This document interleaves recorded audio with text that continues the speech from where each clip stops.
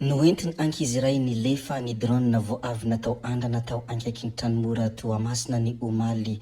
Nitsoaka ilay ankizy ary mbola tsy hita hatramin'izao. Mbola eo ampitadiavana an'ilay zaza moa ny tompony ilay drone amin'izao. Izany moa ny zavatra nisy teny Toamasina. Ny mikasika ilay drone noentiny ankizy nandositra tao ankaikin'ny Tranimora Toamasina ny andro omaly.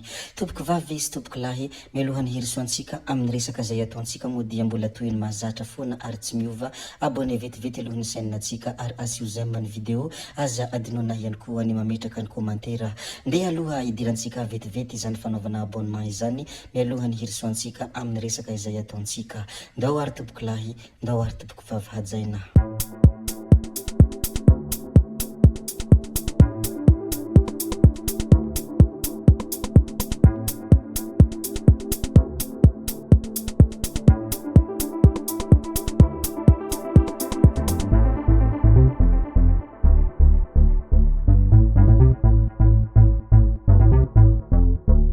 Ny malaza sy mahoraka amin'izao fotoana izao moa dia resaka tellement izay niova anarana ho Iasy ary nahatonga ireo olona be dia be maneho ny hevitra na ny mpaneho hevitra izany na ireo olona izay tsy mpaneho hevitra dia samy naneho hevitra avokoa manoloana ity fiovany tellement ho Iasy ity. Niova ho Iasy ny anaran'ny tellement. Nampahafantarina anio talata 4 Novambra 2024 ny fiovany anarana tellement ho Iasy. Miova ho Iasy avokoa ny anaran' ireo orinasa misehatra amin'ny fifandraisan-davitra ny vondrona aksianina maneran'ny Afrika toy ny ao a Madagasikara, ny Tellement Comore any Comoro ary ny Togocom any Togo ary ny Tigo any Tanzania. Torak' zany ihany koa ny Free any Senegaly izay niova ho Iasy avokoa. Izany moa ny zavatra malaza sy zavatra mahatonga ireo olona be dia be maneho ny hevitra ny mikasika ny amin'ny fiovany tellement ho lasa Iasy izany. Rehefa voalazantsika moa ny mikasika an'izay ireo tompoko vavy sy tompoko lahy, ndeha resika hilaza ny zavatra hafa izay tokony ho lazaina ary ampahafantatra ny zavatra hafa izay tokony ampahafantarina ihany koa. Ny manaraka izay ho resantsika ihany koa dia resaka lehilahy nisy nitifitra teo amin'ny lanonam-panambadiana. Lehilahy iray no nisy nitifitra tamin'ny basy nandritra ny lanonam-panambadiana ny sabotsy lasa teo tany Tanandava. Raha ny loharanom-baovao dia mpampianatra frama ao amin'ny EPP filohantsany Resatrokala any Ihosy ity lehilahy ity ka ny sabotsy maraina no nisoram-panambadiana. Nitohy ny hariva ny fety tampoka teo dia nisy feo basy re ary voan'ny bala ny valahany ilay lehilahy ka niditra teo amin'ny ilany havia ary nivoaka teo amin'ny ilany havanana. Marina fa efa nentina namonjy ny tompo-pahasalamana any Ihosy izy. Izany moa ny tranga niseho tany Tanandava ny mikasika ny lehilahy nisy nitifitra teo amin'ny lanonam-panambadiana. Rehefa voaresaka antsika ihany koa ny mikasika an'izay dia ndeha resika hilaza ny zavatra hafa ihany koa. Ny pejy anankiray izay mitondra anarana hoe vaovao androany ao anatin'ny Facebook moa dia namoaka ity fanambarana ity: fisavana tranon'ny Tojo Ravalomanana na tratrarana Rongony sy Bois de Rose. Aoka ny lasa tsy modina ho tsitsarona fa ny taona 2024 dia nisy ny fisavana ny tranon'ny Tojo Ravalomanana mivady zanakalahy matoa ny Mark Ravalomanana izay nataon'ny polisy ary natrehan'ny Tojo Ravalomanana mivady. Tratra nandritra izany ny rongony maro sy ny vonon'ny rongony tao anatin'ny boaty. Asa haingotrano ve ireto hoy ny fanontaniana izay napetraka an'ity pejy ity.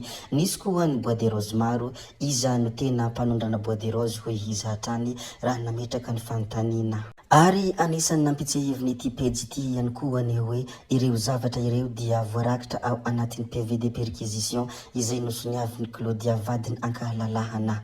Izany moa ny zavatra izay navoakany ity pejy ity koa dia lazaiko sy zaraiko aminareo rehetra mpanaraka an'ity chaîne ity sy ianareo rehetra izay mpanara-baovao mandalo misy ao a Madagasikara. Rehefa voalazantsika sy voaresaka antsika moa ny mikasika an'iny Tojo Ravalomanana iny, ndeha resika hijery kely ny fanambarana izay nataony Rakotondrazafy Henriette Lalatina.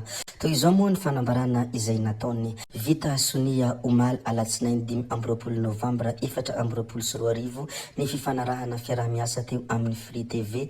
Nosoloany tale generaliny Lalatina Henriette Rakotondrazafy tena sy ny voix de l'océan Indien tamin'ny alalan'ny taleny tsy iza moa izany fa ramatoa Marina Vlody. Ny orinasa La Voix de l'Océan Indien dia mpamokatra horonan-tsary fanadahadiana sy fandaharana fandefa amin'ny fahitalavitra amin'ireo nosy manerana ny ranomasimbe Indiana.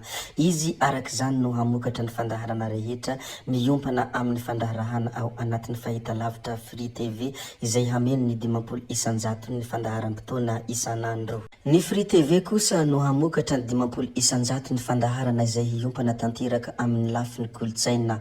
Hanomboka ny volana Desambra dia efa ho hita miandalana amin'ny fahitalavitra ireo fandaharana samihafa ireo. Tsy ahivina fa ny taona 2024 no efa ara-dalàna avokoa ny taratasy ny fahitalavitra Free TV fa mba hialana amin'ny mety ho fiampangana fampifangaroana tombotsoa noho ny andraikitra izay nisahany ny tali generaly ny teo aloha dia izao vonalefa ny fandaharana taorian'ny andrana teknika efa natao nandritra ny fotoana ela. Izany moa ny fanambarana izay nataony ity ramatoa lalatina ity ny tao anatin'ny kontiny koa dia zaraiko aminareo rehetra satria anisana fampahafantarana sy fanambarana izany zavatra lazainy izany ny mikasika ny fahitalavitra Free TV. Rehefa voalazantsika sy voaresaka antsika moa ny mikasika ny fanambarana izay nataony lalatina Rakotondrazafy iny ndeha resika hijery kely ny fanambarana izay nataony Cité ny Randriana Soloniako ny tao anatin'ny pejiny. Iray ora lasa izay dia nanao ity fanambarana ity isiteny Betania ny fandresentsika amin'ny Isambato ambony dia ambony amin'ny fifidianana ho avy izao dia hafatra mazava homentsika ny mpitondra faleo ny vahoaka malagasy ary manome carton rouge ny mpitondra tsy mahomby sy mpamitaka. Nohony zany hoy ity andriamatoa solombavambahoaka ny Toliara ity dia ny hoe tokony ho tonga maro isika hifidy ary hitonany namantsika hifidy amin'ny 12 Desambra ho avy izao. Ary ny hafatra farany izay nambarany tao anatin'ny pejiny rehefa nanao ity fanambarana ity izy dia ny hoe frérot fidio hoy Cité ny Randriana Soloniako. Zay moa ny hafatra sy ny fanambarana izay nambarany Cité ny tao anatin'ny pejiny ny mikasika hafatra mandeha amin'ny ireo mpitondra ary ny fanomezany vahoaka carton rouge ho an'ny mpitondra ankehitriny.